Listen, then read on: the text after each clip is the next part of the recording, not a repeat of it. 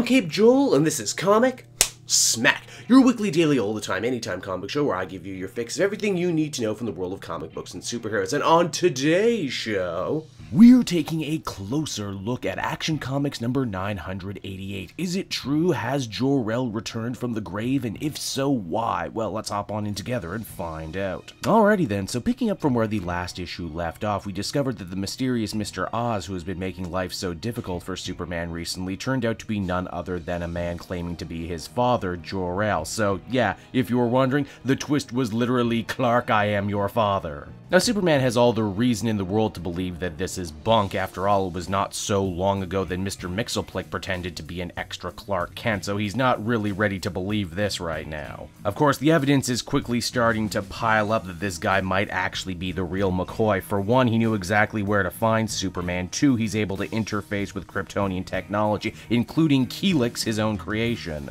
But Daddy Not-So-Dearest decides that perhaps the best way to make Superman see the light is to take him on a walking tour through his own memory. I mean, after all, they have the technology for this, and it's all in handy-dandy crystal form. And hey, if it seems like I'm making a lot of jokes and snide comments this issue, it's only because the rest of the comic is super not funny. You see, we actually get to visit Jor-El during the last days of Krypton, and we see he actually got into a big fight with his largest financial scientific backer, and that would be his father-in-law, Clark's grandfather on his mother's side, Lor-Van. You see, Gramps thought that Jor-El was embarrassing the family with his crazy doomsday poppycock. In fact, the dude was so quick to try and wash his hands of the whole thing, he went out of his way to destroy a bunch of plans that Jor-El had put together to build a space armada to ferry the Kryptonians away from the exploding planet. Now, obviously, we know the rest of the story. Jor-El sends his son away just as the planet is about to explode, but as Krypton burns all around him, he is enveloped in a mysterious blue light, not unlike the sort of light belonging to a certain Dr. Manhattan fellow. Jor-El ends up getting himself violently transported across the universe, eventually finding his way to Earth in a particularly war-torn region of Africa. A kindly family ends up taking in the horribly injured and now horribly disfigured Jor-El, but due to the actions of a particularly brutal warlord, they need to keep him underground and out of sight, which means he doesn't end up absorbing a lot of yellow sunlight while on Earth. It would seem that this warlord's preferred method of violence is actually controlling the food supply in this small community, meaning that a lot of people go hungry and in some cases even starve to death. After Jor-El is healed, he feels that it's only right to repay these people for saving his life by stealing them a little food from the warlord's camp. I mean, really, what could go wrong? A lot, as we find out. You see, the kid gets a taste for food, and because of that, he opts to trade some of the kryptonite that his dad pulled out of Jor-El for more food. The general catches wind of this and ends up tossing the whole house, even forcing the kid to gun down his own parents. Yeesh. Now, whether by fate or by the will of the mysterious blue man, Jor-El's superhuman powers choose this exact moment to activate, and he ends up flash frying the warlord and his goons. And hey, if this wasn't a feel-bad enough story yet, in his absolute terror, the kid decides to take a couple pot shots at Jor-El. Granted, they bounce off because, well, he's super. This moment would end up having a major effect on Jor-El's psyche. But if that situation wasn't enough to make him lose all faith in humanity, the mysterious entity decides to take it one step further, blasting him to a room where he's forced to watch all of history's greatest atrocities a la Clockwork Orange. It's because of all these reasons and more, Jor-El now feels that the planet Earth does not deserve his son Superman as their savior. They will never change their ways, and they are doomed to utter destruction, much like Krypton was. For they too are racked with the same greed, cruelty, corruption, and hubris, and that the only right thing for a father to do would be to whisk his son away from this planet before it ends up costing him his life as well as the comic ends. So that was Action Comics, everybody, and overall I thought it was really heavy, but in a really good way. It's a perfect tale of the evil that men do, yet made all the more interesting by the fact that Jor-El, a character who up until now has always represented virtue and ethics, has been so corrupted and so turned on his ideas about Earth. Superman's also fought a ton of moral battles in the past. In fact, he's fought a lot of battles against evil rogue Kryptonians before, but now that it's his father, I don't think anything could really prepare him for this. I can humbly say that I really don't know what's going to happen next, and that's a pretty cool feeling. Overall, I'd give this one a very strong 9 out of 10, so that's Action, everybody. I hope you enjoyed it, and as always, want to check out some of the other videos I have available on my channel. Then you can follow me on Twitter at CapeJoel, so you will always be up to date on when the newest videos are coming out, and if you're looking for a great deal on comic book trades, please use my book depository Discord link down in the description. Not only will you save a bundle on shipping and handling, but you'll also be helping me out, which is much appreciated. So, until next time everyone, this has been Cape Joel. Thank you so much for watching.